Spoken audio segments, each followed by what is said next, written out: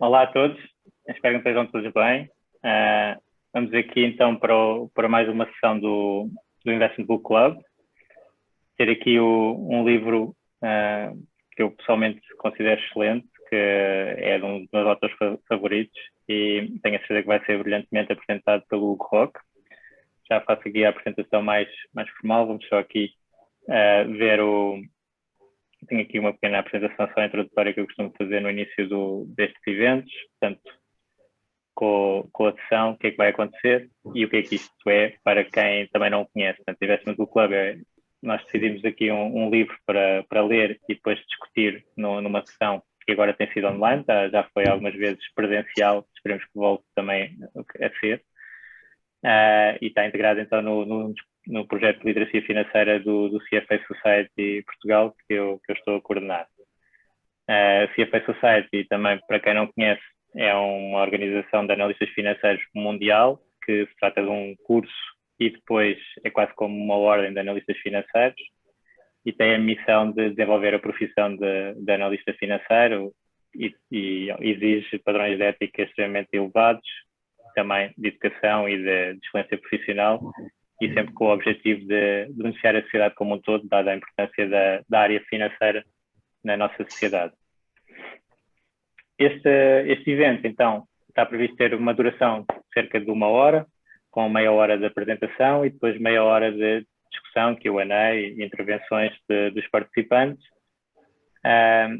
Eu gostava de alertar já que vai ficar gravado e que vai ficar disponível depois no grupo Facebook do Investment Book Club e bem como no canal da sociedade, do CFA Society. Nesta fase, agradecia que mantivessem o som desligado enquanto estiver a ser a apresentação e depois, durante a parte das questões, o ideal será carregar no levantar a mão. Vai ser dada prioridade a quem tiver o vídeo e levantar e quiser fazer a questão oralmente. Também podem fazer questões no chat para eu ler para o Hugo. E pronto, se possível, se tiverem as câmaras ligadas, é sempre mais interessante, mais interativo. E por isso agradeço a participação e espero que se divirtam com este evento e que aprendam aqui com o Hugo e com o Taleb. O objetivo é sempre aprender e estarmos com investidores bem-sucedidos, livros de investidores bem-sucedidos que pensaram o mercado já há muito tempo, ajuda-nos a atingir melhores resultados e é isso, e não cometer os mesmos erros, e é isso que nós queremos, né? É uma vantagem e por isso a maior parte dos grandes investidores são grandes leitores também e acabam depois também muitos por escrever os seus livros. Só aqui uma sequência de livros que nós já falámos aqui no Investment Book Club e que alguns estão disponíveis online desde que passou a ser com a pandemia. O Intelligent Investor foi o primeiro que nós falámos e já agora convidávamos a reler ou a ler para o próximo evento deste clube que vai ser integrado na semana do investidor da CMVM, em que eu vou voltar a fazer então a apresentação do livro integrado nesse evento e vai ficar então gravado nessa altura. Então já fizemos o Security Analysis, Common Stocks and Common Profit, o Little Book of Common Sense Investing, Rich Dad, Poor Dad, portanto, estamos a ficar com uma coleção de livros bastante forte. E os últimos, o Money Master the Game, Fooling Some of the People All of the Time, Psychology of Money, e então hoje temos o Hugo a apresentar o Antifragile do Taleb. Nós vamos ter aqui algumas questões que é feitas através do Slido para a vossa resposta e será com este número 92536. E se calhar pegava já nisso, que é aqui ainda antes de passar ao Hugo. Portanto, o Slido é isto, este site, e se colocarem o número vai aparecer a pergunta que eu vou lançar, que é se leram o livro de hoje. Se conseguem ver. Não. Estão a conseguir só assim um minutinho enquanto eu vou apresentando o Hugo. Portanto, já sabem, é no Slido e o número é o 92536. Então, Não é aqui.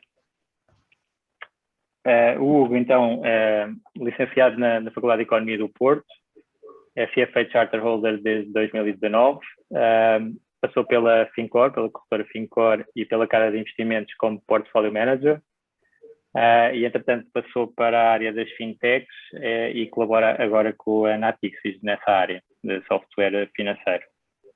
Também fez um dos primeiros blogs de investimento em Portugal, que era o V4Value, entre 2005 e 2013. Só aqui já passo para ti, Hugo.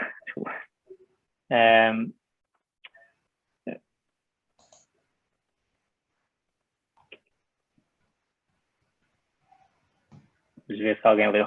Eu não escrevi, mas eu já li 2 vezes. E temos, pronto, a maior parte das pessoas está ainda a ler ou a meio ou não pegou, portanto vai saber aqui pelo Hugo alguns tópicos que estão no livro, para ver se depois interessa então ler o livro mesmo por completo. Então, com isto, vou só passar aqui, parar o ecrã. E, Hugo, passava então a bola para ti para falar sobre o Antifragile. Obrigado, Luís. Deixa-me então partilhar o meu ecrã. Conseguem ver? Sim, estamos a ver. Ótimo.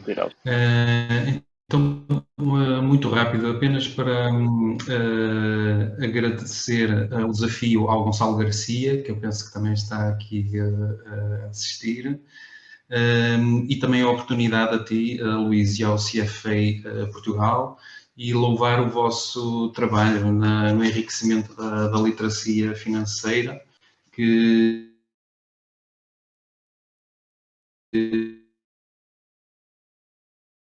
nos tempos que o autor, o Nassim Taleb, é nascido no Líbano, ele reside e é professor nos Estados Unidos, é matemático de formação e foi trader e analista de riscos, e é um estatístico, sendo agora autor e ensaísta. Nos últimos anos, ele escreveu um conjunto de livros, 5 livros, e que depois denominou a coleção de Incerto, ou seja, um conjunto de trabalhos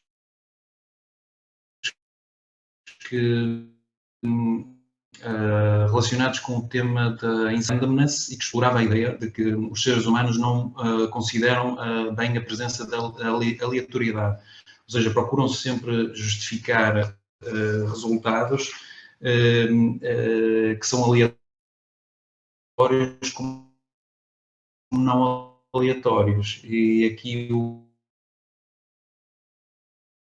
exemplo mais conhecido é o The Gambler's Fallacy. Se eu lançar uma moeda cara, é normal que espere que no lançamento seguinte saia a coroa. Apesar de a probabilidade de ser exatamente a mesma, ser sempre 50%, mas há essa tendência para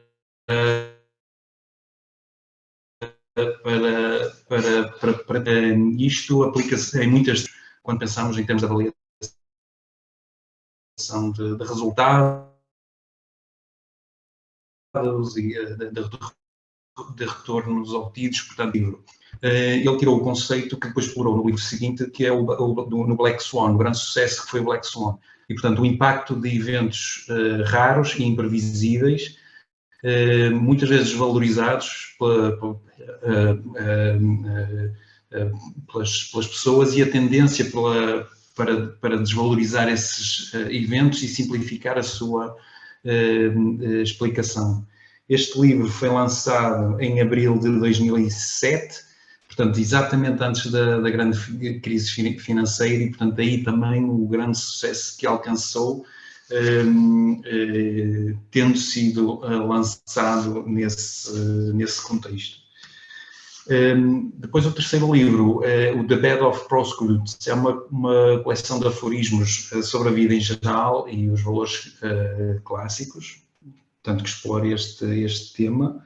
O quarto livro foi o Antifragile, que vai ser o que vamos falar, e do Antifragile saiu um tópico que é este Skin in the Game, que ele explora neste quinto livro, portanto, o Skin in the Game, assimetrias escondidas na nossa vida diária, mas e também vamos falar um pouco aqui nesta apresentação.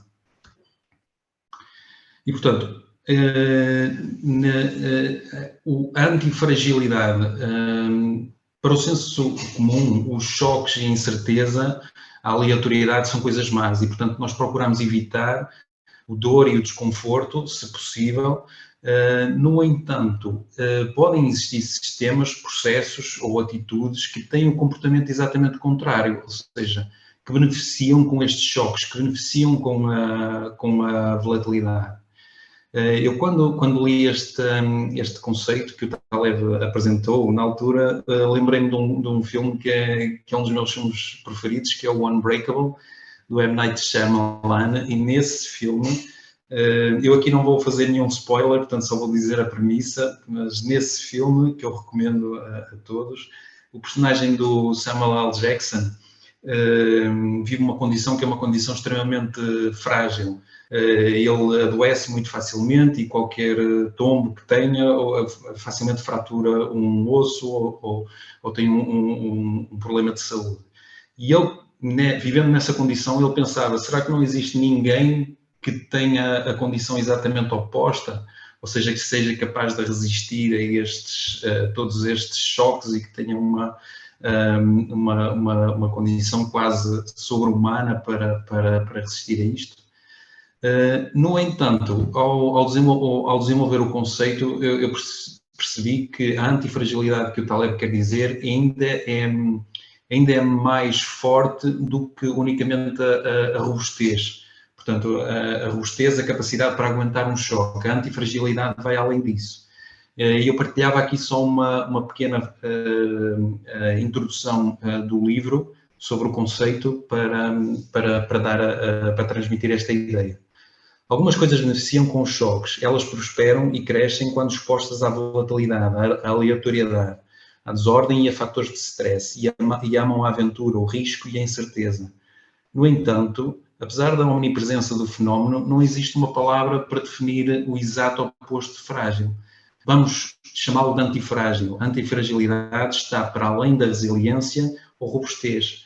O resiliente resiste a choques, o antifrágil fica melhor. E, portanto, achei muito interessante o facto deste conceito poder ser aplicável às mais variadas coisas, mas ainda não existir propriamente uma palavra para o definir. E, portanto, isto também tornou o livro bastante interessante.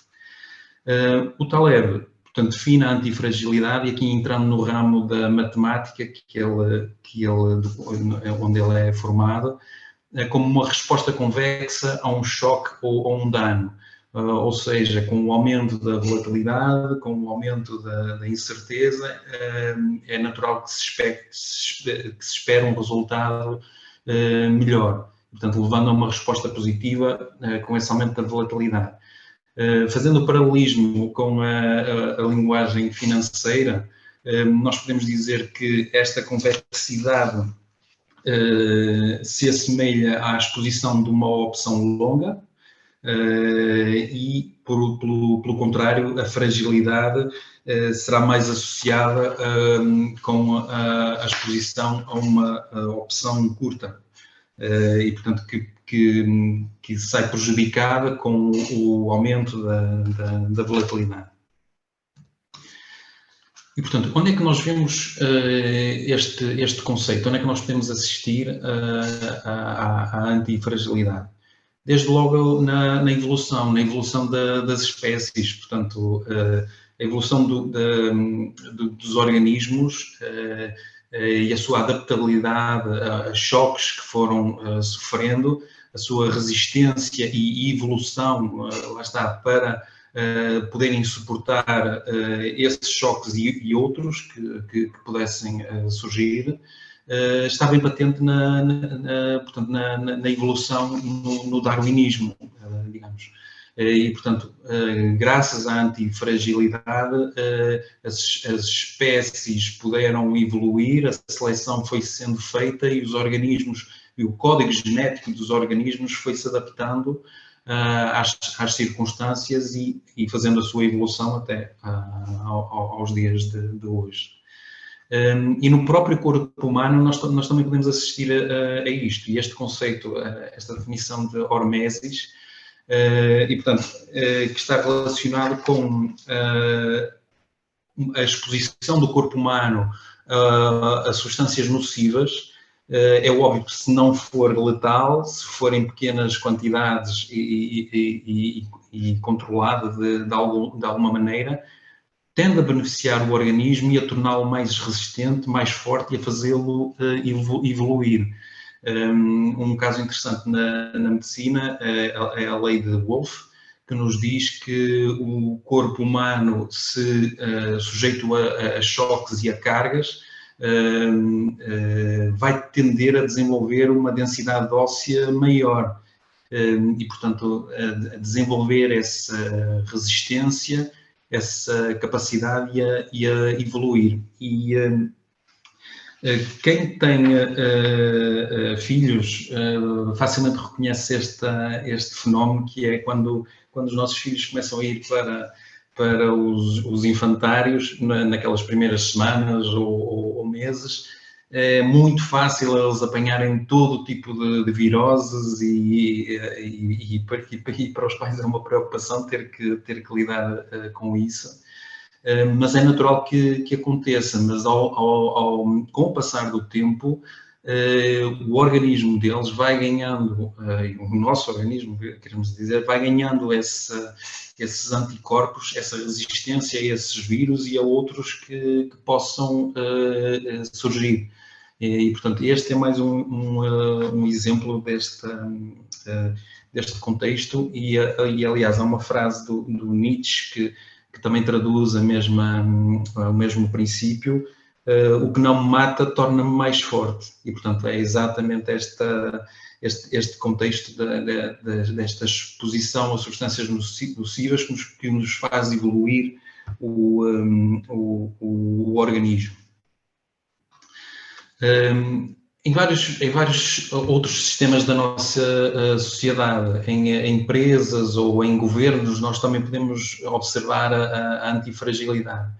E um conceito que eu acho muito interessante para os distinguir são os sistemas ou as instituições que abraçam o erro e abraçam o falhanço e tentam aprender com isso e tender a evoluir, por oposição aos sistemas que se limitam a criar regras e a impor burocracia e que limitam a inovação, limitam o progresso e, portanto, nós facilmente conseguimos imaginar aqui diferentes estruturas onde isto acontece, comparando, por exemplo, o ambiente necessário para, por exemplo, startups proliferarem, ou o ambiente mais institucional, estatal, de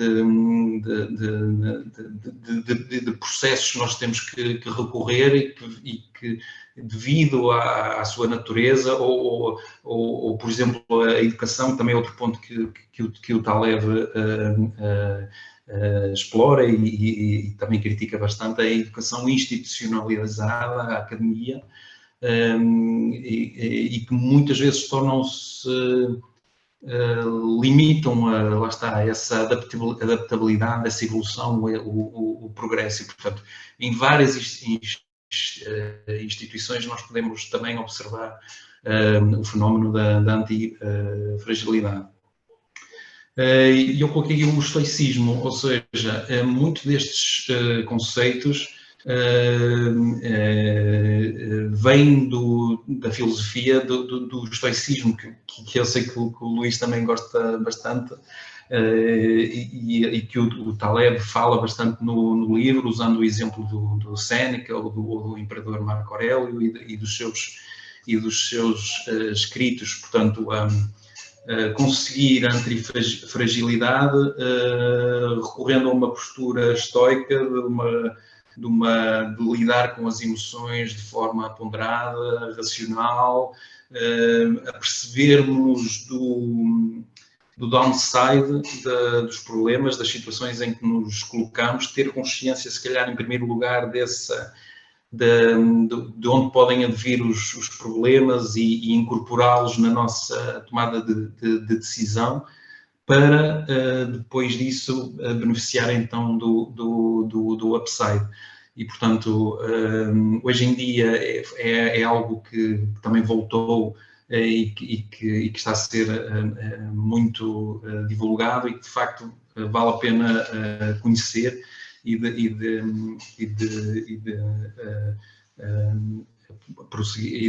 entender.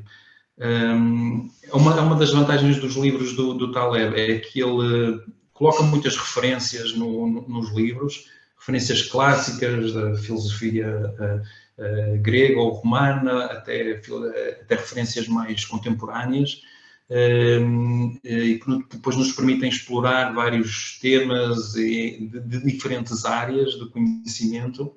É claro, se tivermos curiosidade para o fazer, e, portanto, dá-nos muitas referências também para podermos prosseguir esse estudo, que para mim também é muito bom.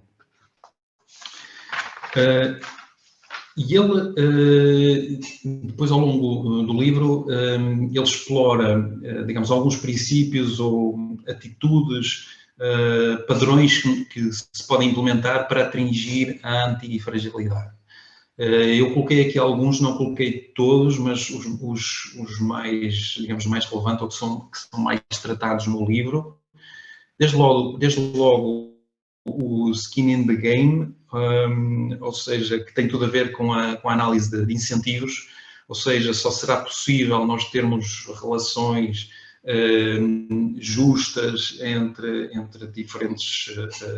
as partes intervenientes, se existir skin in the game para todos esses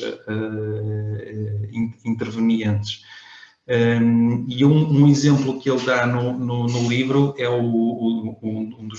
se calhar talvez um dos primeiros exemplos, é o do Hammurabi Code, que foi uma espécie de um código civil que foi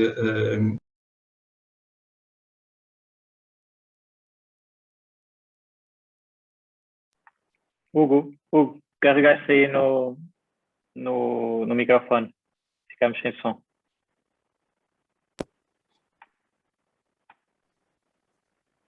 Hugo? Estão a ouvir? Estão a ouvir? Peço desculpa. Foi sem querer, eu aqui a mexer os papéis e cortei o som. Ok.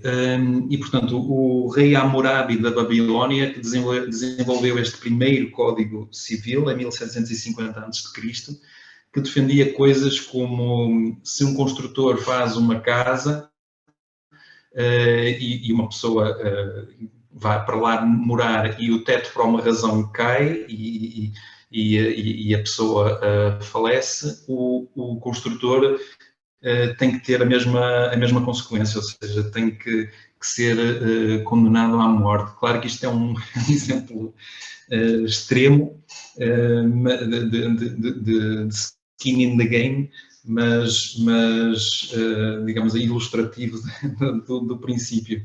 Eu, ao ler este exemplo, lembrei-me de um que, claro que não é igual, mas nos anos 60, quando a Ponte da Rábida foi construída aqui no Porto, pelo engenheiro Edgar Cardoso, a Ponte da Rábida tinha, na altura, o maior arco de betão do mundo. E então foi muito criticado ou recebeu muitas dúvidas por muitos dos seus pares relativamente à qualidade da obra. E então ele, na inauguração, fez questão de ele e a esposa fazerem o percurso da ponte em primeiro lugar, para demonstrar a sustentabilidade da ponte. Portanto, é um exemplo, não é igual, mas é algo parecido para demonstrar este skin in the game.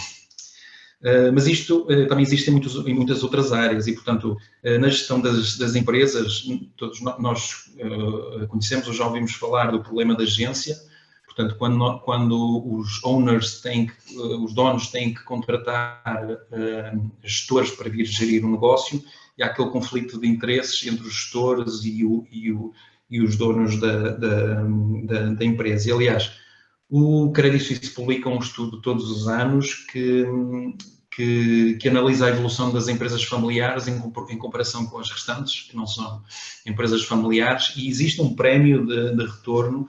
As empresas familiares tendem a fazer melhor do que as empresas não familiares, ilustrando também este fator do skin in the game. Normalmente, para se atenuar este impacto, tem-se de procurar alinhar os interesses com os gestores e, portanto, stock options ou programas de ações são usados para tentar fazer este alinhamento de interesses. Outro ponto que o Nassim Taleb também explora bastante é a questão dos opinion makers e o facto de muitos opinion makers não terem skin in the game e não serem julgados pelas opiniões que dão. E ele aí, portanto, ele é muito interventivo, portanto, é um personagem, digamos, algo radical nesse aspecto. E tem um radar, digamos, de bullshit, como ele diz. Portanto, como diz o Jon Stewart, bullshit is everywhere, e o Nassim Taleb faz questão de apontar. E no livro, no Antifrágil, também aponta lá alguns exemplos disto que estou a fazer, nomeadamente o Robert Rubin, que era o secretário de Estado do Tesouro do governo de Clinton, e que ali no final dos anos 90 aboliu ou contribuiu para a abolição do Glass-Steagall Act, dando início para que a banca comercial pudesse entrar no negócio da banca de investimento, portanto, aumentando assim progressivamente o seu nível de risco. E depois foi trabalhar para o Citigroup, claro, recebeu os seus bónus, e este aumento progressivo do risco do balanço dos bancos depois teve as consequências que nós conhecemos na grande crise financeira.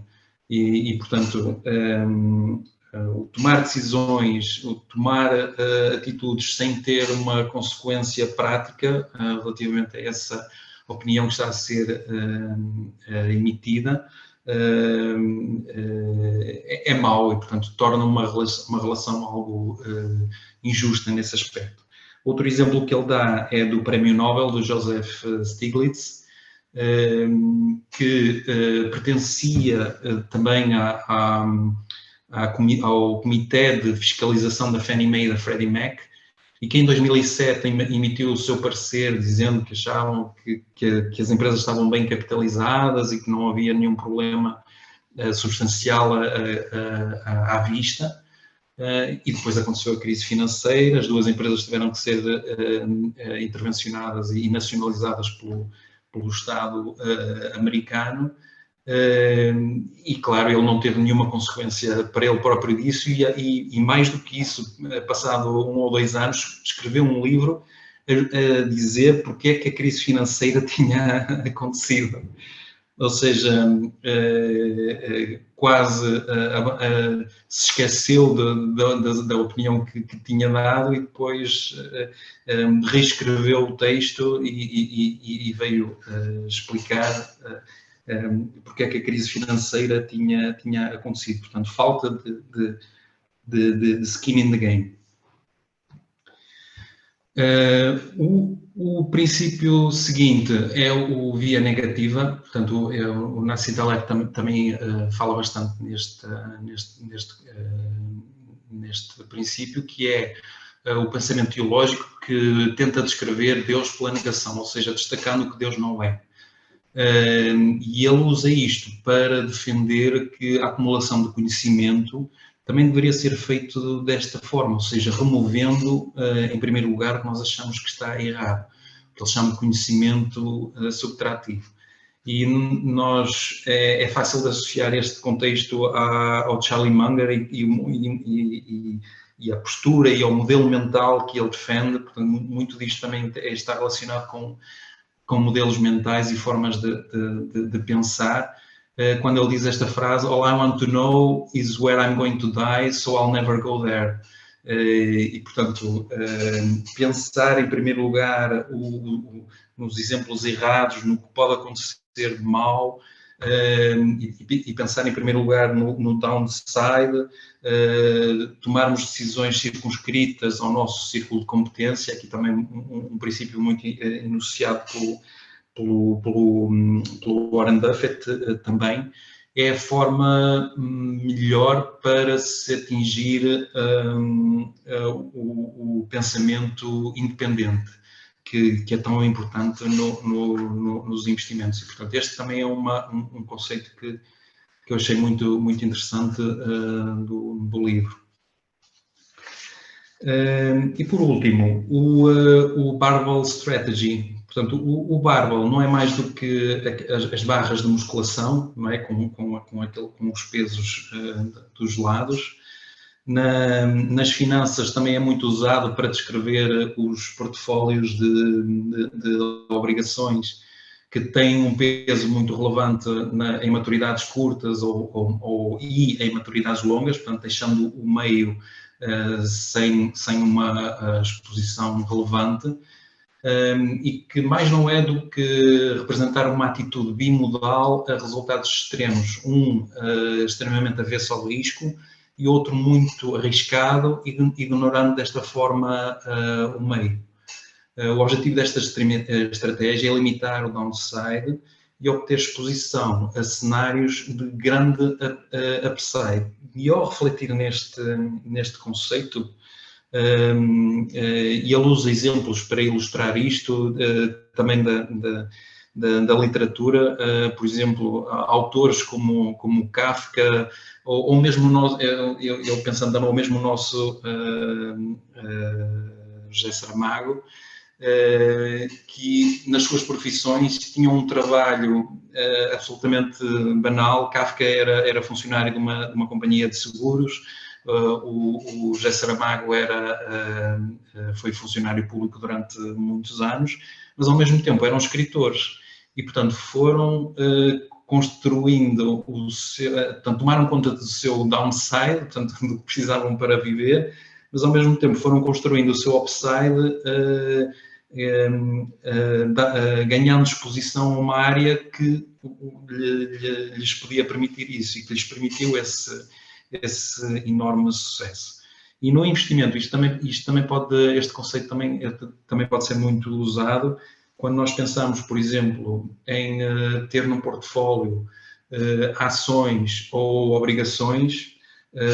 Portanto, as obrigações que têm, portanto, aquelas que são de taxa fixa, têm um retorno que é fixo, que têm uma maturidade, que têm um retorno relativamente baixo, e nesta altura muito mais, não é? Portanto, até negativo, e que em muitos casos exigem um investimento muito concentrado, portanto, muitas vezes as obrigações têm emissões que têm um valor mínimo muito, muito elevado. Faz-me associar esta exposição a este meio em que o retorno não é muito bom, mas o risco também pode ser muito elevado e o downside também pode ser muito, muito, muito alto. E, portanto,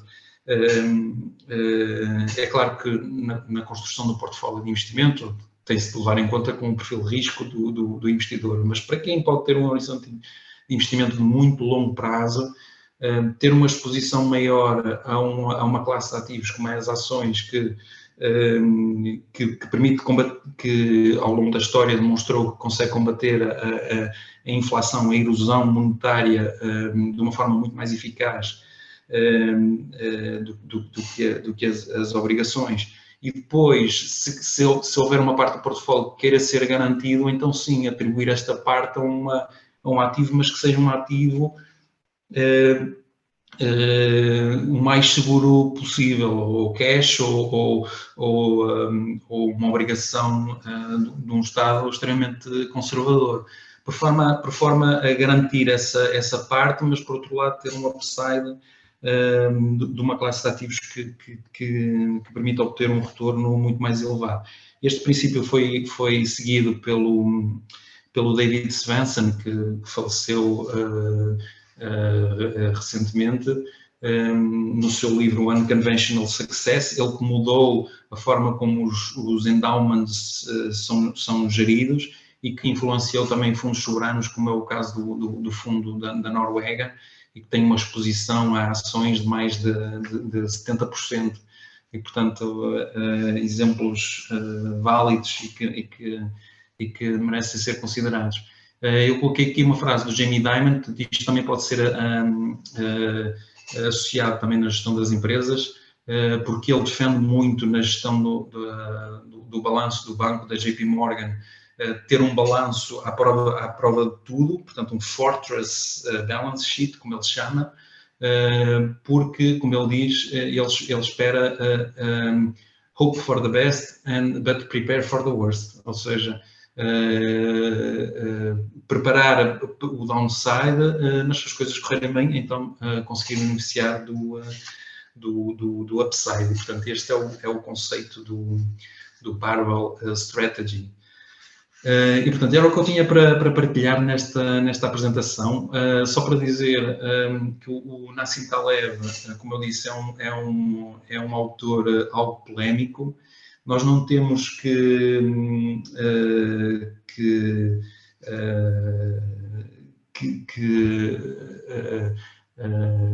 acreditar ou que concordar com todas as opiniões que ele dá no livro.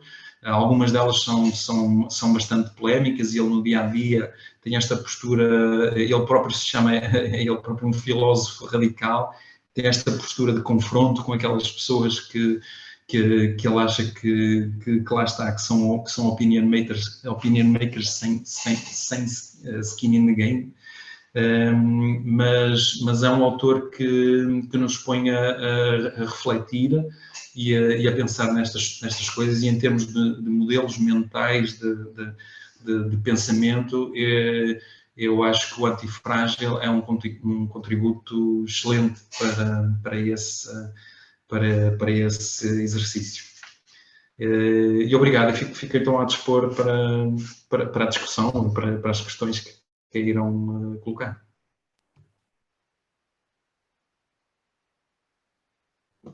Obrigado pela sua apresentação, parabéns. Tocaste muitos dos pontos do livro muito importantes e que realmente eu agora, a rever este livro, vi que muitas das ideias do Taleb estão aqui neste. Às vezes faço um bocado de confusão entre os vários livros, mas ele depois estende os conceitos, como tu disseste, o Skin in the Game, por exemplo, fez um livro específico sobre isso, né? Mas já agora da referência ao estoicismo também, foi aqui do Taleb que eu acabei por chegar ao estoicismo, por exemplo, também, foi das referências que ele deu. Também eu. E pronto, e realmente o conceito antifragile está muito ligado aí, porque no estoicismo tenta-se pegar nas adversidades, portanto, aquelas coisas que é mesmo aquela que não nos mata fica mais forte, ficamos nas adversidades e transformamos em vantagens para a frente, à medida que a pessoa vai conseguindo fazer isso nas várias situações de vida que vão aparecendo, e nos investimentos também há muito, cada vez vai ficando mais forte, não é? E essa é aqui a ideia principal do livro. Gostava de perguntar agora aproveito já a ser moderador, fazer já a primeira pergunta, que é: como é que tu incorporas o antifragilidade nos teus investimentos, assim mais concreto? Olha, é muito interessante, pois esse é o objetivo também do que estamos aqui a fazer. E se eu pensar bem, ou seja, a grande alteração em termos de comportamento é, é o que eu falava no início, ou seja, tipicamente nós olhamos para os choques e queremos evitá-los, não é? Não queremos passar por eles e é normal na gestão de portfólio nós criarmos todo tipo de estratégias para evitar esses riscos. No entanto, muitas vezes, eu não vou dizer sempre, mas grande parte das vezes, essas estratégias, claro que têm um custo associado, e os resultados podem ficar aquém do que, digamos, no final das contas, do que nós esperamos, do que nós antecipamos. E, portanto, até nos pode proteger do risco, mas se calhar também nos vai limitar o upside, ou quase certeza que nos vai limitar o upside. E por isso, eu ao considerar o conceito da antifragilidade, procuro dar um passo à frente e pensar na incerteza, lá está, não tanto como um risco, mas como uma oportunidade, ou seja, tentar pensar como é que deste choque, como é que deste risco, que pode acontecer ou não, eu posso tirar partido e beneficiar de um upside interessante para o portfólio. Um exemplo muito recente do que aconteceu, da antifragilidade, nós ainda no outro dia falávamos sobre isso, Luís, foi... nós vivemos num tempo em que a era digital, obviamente, que está a tomar conta cada vez mais das nossas vidas, dos investimentos e dos mercados, né, dos índices, dos mercados financeiros. E essa é uma tendência de longo prazo que é importante de reconhecer. E no choque do Covid que nós tivemos o ano passado, essas empresas que foram se adaptando ao digital e que foram ganhando exposição e que foram lançando produtos e que foram aumentando lá está, a sua exposição a essa área, acabaram por sair extremamente beneficiadas. Claro que tiveram aquele choque de curto prazo, mas depois, no contexto do que tivemos que viver, com toda a gente a trabalhar a partir de casa e a usar o Zoom e a usar todas estas ferramentas, acabaram por beneficiar significativamente deste choque. E, portanto, é claro que elas não estavam a descontar, não estavam à espera que acontecesse, mas o que aconteceu foi um choque que acelerou a tendência. E a tendência acabou por beneficiar significativamente esse conjunto de empresas, que é um contexto bastante interessante. Portanto, eu posso preparar o meu portfólio, portanto, reconhecer esta tendência, identificar empresas que tenham esta postura de tentarem aumentar a sua exposição a estes fatores, empresas que ganhem opcionalidade. É outra palavra importante do livro do Taleb, é a opcionalidade. Ou seja, uma empresa, eu não posso comprar uma empresa que faz sempre a mesma coisa e que não vai sair daquilo, até pode ter um negócio bom, mas vai acabar por ser desafiado, com uma empresa que está sempre a tentar criar opcionalidade para o seu negócio. E aqui é fácil nós associarmos este conceito a empresas como a Amazon, que tem um negócio de retalho, mas isso não a coibiu de lançar o AWS, de criar o Prime, ou de lançar também o vídeo. Ou uma empresa como a Netflix, que ainda agora recentemente saiu um livro do Reed Hastings, o No Rule, digamos que ilustra o princípio da Netflix, No Rules, ou seja, tudo está em aberto e cabe às empresas tentar apanhar estas oportunidades. Portanto, este conceito da antifragilidade eu acho que é importante para identificar esse tipo de organizações, de sistemas.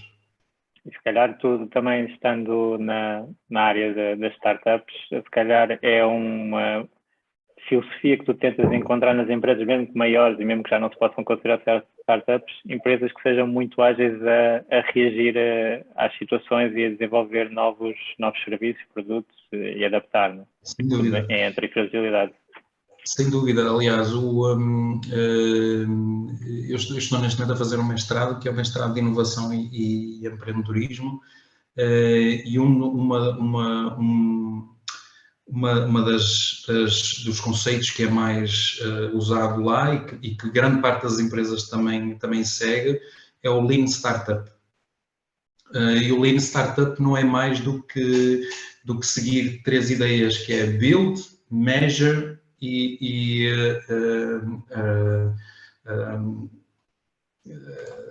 Build, Measure and Learn, ou seja, construir, testar e aprender, e depois voltar sempre a fazer o ciclo. Ou seja, isto não é mais do que tentativa e erro, e isto hoje em dia é praticado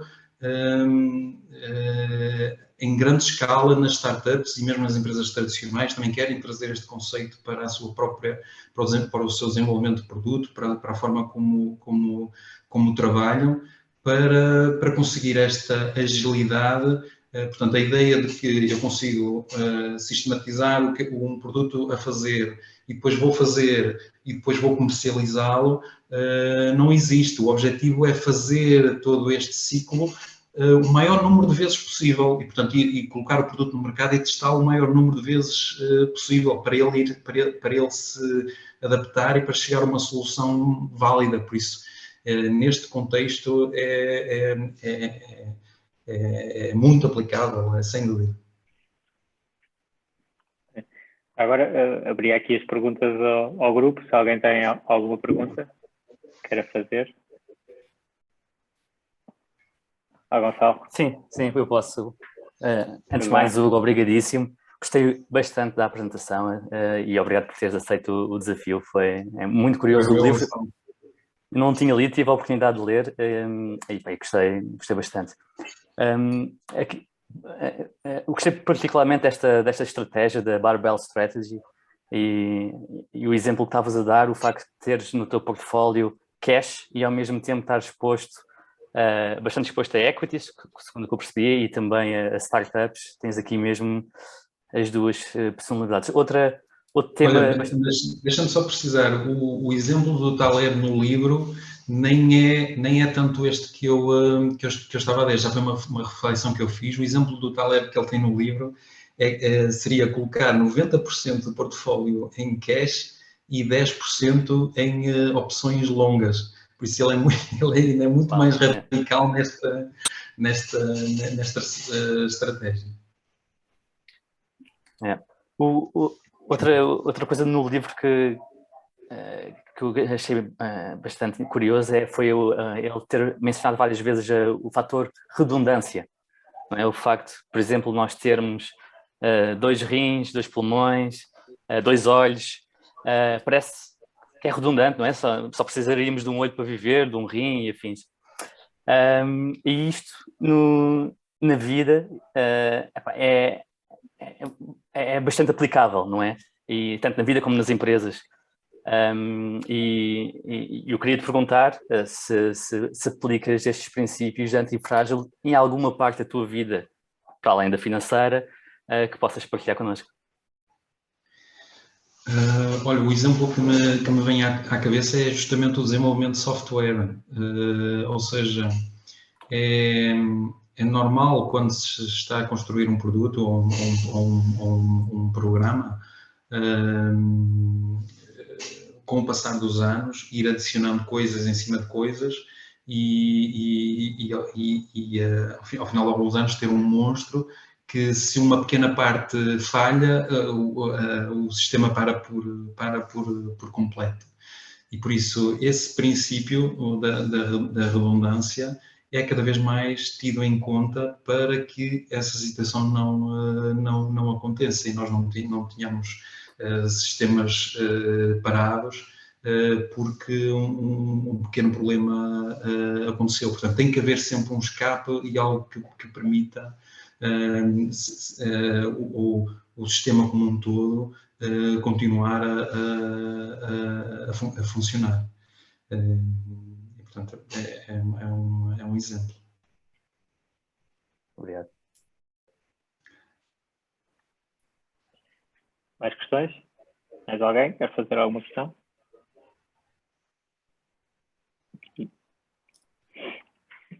Então eu vou aproveitando. Já agora, diria que aqui às pessoas que não conhecem o Taleb, realmente o Hugo estava a dizer dele nas redes, e ele é bastante agressivo, e portanto eu diria que a melhor maneira de conhecer o Taleb é mesmo pelos livros, e só depois ir espreitar. E se calhar estou a dizer isto e vai toda a gente já espreitar o Twitter dele, mas é super agressivo, e portanto acho que é melhor exposto o pensamento do Taleb através dos livros do que através do Twitter. É verdade. Eu devo dizer que eu seguia o Taleb no Twitter e deixei de seguir. Não dá para ter aquilo no meu feed. É muito. Ele depois pega-se muito com pessoas, e a última que eu vi foi com o Snowden, porque ele diz que ele é uma fraude, o Edward Snowden, e pegou-se mesmo com ele e andaram a trocar bolas, e chega a ficar um bocadinho tóxico. Mas lá está, como o Hugo estava a dizer há pouco, não temos que concordar com tudo o que ele diz para achar o trabalho dele interessante, que de facto é. Claro. Mas perguntava-te, eu não sei se tu viste alguma coisa do Twitter, mas na parte de intervenção estatal ele fala muito também no livro, no Antifragile, que também vem na sequência da crise financeira, e da remoção da volatilidade no sistema, tornar o sistema mais frágil. Mas também o que ele diz no livro é que nós devemos atuar, e faz muito com medicina também, não é? De dar um medicamento, atuar fortemente quando as situações são muito graves. Portanto, eu diria que nesta última crise, com o Covid, ele deve ter concordado com a atuação forte do Estado, ou não? Sim, sem dúvida. Aliás, ele e é um grande crítico também dos negacionistas por esse aspecto, e portanto concordou com a intervenção, sem dúvida. Lá está, foi um choque também brutal neste aspecto. Eu não sei se o associaria tanto ao princípio da hormesis, nós vimos no início, porque este choque, claro, que pode ser um choque fatal, não é? para quem contrai o vírus, mas não tenho, e portanto a intervenção da medicina e da investigação era fundamental, mas o natural será o corpo humano também ir desenvolvendo os seus próprios anticorpos ao vírus. Portanto, ou seja, não é o suficiente, sem dúvida. Foi necessário ter havido esta intervenção devido, de facto, à magnitude desse choque, sem dúvida. E em termos da economia também, porque no fundo aquela volatilidade que questiona na economia também ia ser de uma destruição tal que acaba por, à partida, de justificar uma intervenção mais forte do que o habitual, mesmo que isso implique uma criação de moeda substancial e nunca vista. Pois, aí já entramos no contexto do o que é suficiente ou não é? Será que já passamos o limite do razoável em termos de intervenção ou não? Ele, como princípio, defende o mínimo de intervenção, claro, do Estado na economia. A não ser nestes casos, é claro, de grandes choques.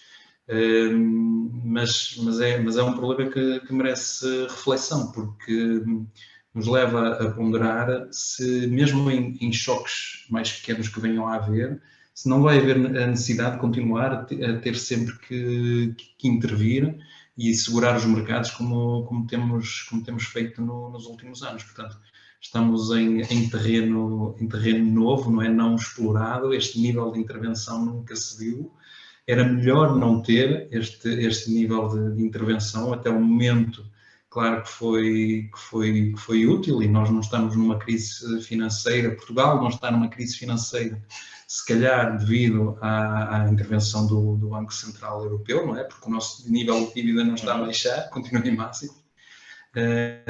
E por isso nesse aspecto foi bom e deu espaço para se fazerem os ajustamentos. No entanto, são riscos que se acumulam, e quando nós pensamos naquele contexto de se avaliar o nosso downside, este nível de intervenção do Estado, para mim, qualifica como um potencial downside, sem dúvida, a ser considerado. Eventualmente, em termos de nível de inflação do futuro, ou até mesmo problemas financeiros que possam existir. Não se pode desconsiderar esses cenários. Pois, agora de retirada do risco, no fundo, aos agentes da economia, criar aquela sensação muito perigosa que não existe risco, não é? Até haver uma catástrofe bastante forte, não é? Para a frente. Qualquer coisa, um rebentamento. Sem dúvida. E aqui ele tem ele conta uma história, eu não sei se foi ele ou se ele arranjou esta história no outro sítio, que é a do Peru. Portanto, o Peru, o problema do Peru, que é o tratador tem um Peru e vai alimentando o Peru todos os dias. E o Peru portanto, assiste àquilo e todos os dias vai ganhando confiança com o tratador. Ele está-me a tratar bem, ele gosta mesmo de mim, então vai ganhando cada vez mais confiança, vai ficando cada vez mais à vontade com o tratador, e no pico, no limite, no ponto máximo de confiança que ele tem com o tratador vai lá e corta-lhe o pescoço. Portanto, estas são as situações, são os downsides aos quais nós não queremos estar expostos, e portanto ter bem consciência dos riscos e do downside que podemos enfrentar é fundamental. Isso acho que é do Black Swan, o Peru. Então, não sei se há mais alguma questão, também já estamos a atingir aqui 1 hora. A Helena Anjo levantou a mão há bocado, não sei se ela quer falar.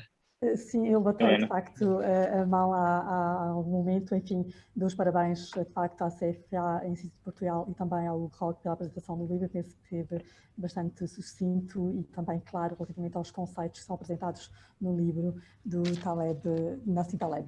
Eu de facto também tinha tido, enfim, a oportunidade de ler sumariamente o início do livro, mas penso que há aqui conceitos que são fundamentais até, enfim, no pós-Covid, e sem querer estar a falar sempre da pandemia, mas enfim, a questão da elasticidade à volatilidade. Eu não sei se poderá elaborar ou não um pouco mais desse conceito. Enfim, falou das opções, exposição a opções curtas versus opções longas. Em todo caso, o que me parece de facto que houve durante este tempo foi aqui também uma exploração dessa volatilidade e, portanto, houve de facto aqui alguns ganhos e neste momento, ao sair da crise, coloca-se novamente esta incerteza. Portanto, há que aumentar a nossa elasticidade à volatilidade, contudo, de acordo com os objetivos, até agora também referidos, e por isso é que baixei a mão, até intervenções políticas, há uma grande incerteza relativamente àquilo que possa ser o comportamento das taxas de juros, nomeadamente no curto prazo e no médio e longo prazo. Portanto, nós estamos neste momento ainda no contexto de low for long, contudo, há de facto aqui riscos de subida abrupta das yields. Como é que vê o investimento de longo prazo, especialmente institucional, uma vez que, enfim, do ponto de vista da regulação e supervisão, também vamos ter que balizar quer objetivos de curto prazo, quer objetivos de longo prazo, no sentido de apoiar a recuperação económica? Obrigado pela questão, Helena, e pela intervenção. A minha resposta provavelmente não a vai agradar muito, porque eu acho importante que nós considerarmos todos os riscos a que podemos estar expostos, mas acho perigoso nós tomarmos decisões unicamente com base em previsões macroeconómicas. As previsões macroeconómicas estão acessíveis a todos os investidores e são um suporte para todos. e por isso é a informação que está no mercado e que vai sendo absorvida. No entanto, tomar decisões de investimento top-down e com base nesses fatores vai nos colocar, no meu entender, nessa tal posição de fragilidade, em que se as coisas não evoluírem conforme nós estamos, ou conforme o consenso está à espera, então já ficamos outra vez numa posição com um portfólio que não sabemos o que fazer porque não aconteceu o que estávamos a esperar que acontecesse. E por isso, na abordagem na construção de um portfólio, eu prefiro muito mais uma abordagem bottom-up, ou seja, selecionar investimentos individualmente pelos seus méritos individuais, com um horizonte de investimento de muito longo prazo, portanto aqui 5, 10, 20 anos, e selecionar empresas ou investimentos pelas suas características intrínsecas, pelo seu modelo de negócio, pela forma como, pelas oportunidades que a empresa tem, pela sua atitude relativamente ao desenvolvimento do negócio, como eu falei, não é? Portanto, se tem esta atitude antifrágil de cuidar do seu negócio atual, mas de procurar evoluir, inovar e crescer. E, portanto, estes riscos, claro que são relevantes, porque nós temos que ponderar, nós já tivemos uma recuperação grande desde os mínimos, não é? Nós temos que levar isso em conta e os riscos que são subjacentes relativos a esta grande intervenção do Estado, mas usar isso para a seleção de investimentos, pelo menos da forma como eu faço, eu acho que pode ser perigoso. Muito bem, obrigada, agradeço. Foi de alguma forma clarificadora, embora, como sabemos também, enfim, estamos numa fase... Agora não clarificando nada. Não, a questão coloca-se porque, enfim, houve esta intervenção e, de facto, foi de alguma forma bem sucedida. E, neste momento, estamos, enfim, com uma agenda, como sabemos, europeia também em cima da mesa, relativamente àquilo que são, enfim, os investimentos sustentáveis. Portanto, há de haver aqui uma transição, mas, naturalmente, pode haver também aqui algum tipo de intervencionismo, pelo menos regulatório, no sentido de conduzir também os investimentos e, portanto, esta estratégia, digamos, mais seletiva, enfim, pode ser também, de alguma forma, desafiante, precisamente neste contexto de transição para uma economia verde. Contudo, tomo nota e agradeço. Não, sem dúvida, ou seja, o número de oportunidades que hoje, se calhar, nós podemos identificar, oportunidades individuais, bottom-up, é muito menor do que era há um ano atrás, isso sem dúvida. E, portanto, também é algo que ilustra também o nível de mercado em que estamos. Sim, penso que passará muito ainda pelo desenvolvimento do mercado. Bem, obrigada. Obrigado, Helena, pela questão. Gonçalo, levantaste a mão? Sim. A resposta a esta questão lembrou-me de perguntar outra questão. O Hugo mencionou que fazia análise de empresas, principalmente bottom-up, e imagino que os conceitos de antifrágil sejam aplicados nesta análise. E perguntava-te, Hugo, se querias exemplificar uma empresa que, no teu ver, seja antifrágil e porquê? Sim, olha, o exemplo que eu já... Not investment advice. Not investment advice, aliás, cada um destes investimentos é claro que tem que ser extremamente ponderado e com esta lógica que eu estou a falar, que é de muito longo prazo, mais ponderado tem que ser, sem dúvida. Mas uma empresa que eu estava a falar e que eu acho que é o exemplo para as empresas tecnológicas é a Amazon. E outro livro interessante que eu também recomendo é o The Everything Store, que ilustra a jornada do Jeff Bezos na construção da Amazon e do início. Depois também tem outro livro agora que é a continuação. Sim, também recentemente. E ele ele segue muito a postura que a Amazon tem, baseada num investigador da Universidade de Harvard, que escreveu também um livro que é o The Innovator's Dilemma. E o Innovator's Dilemma o que diz é que as empresas que não inovam tendem lá está, a ter os seus negócios desafiados e a sofrer por causa disso, mas porque estão numa situação tão boa e têm um negócio tão bom, é difícil a eles próprios desafiarem o seu negócio.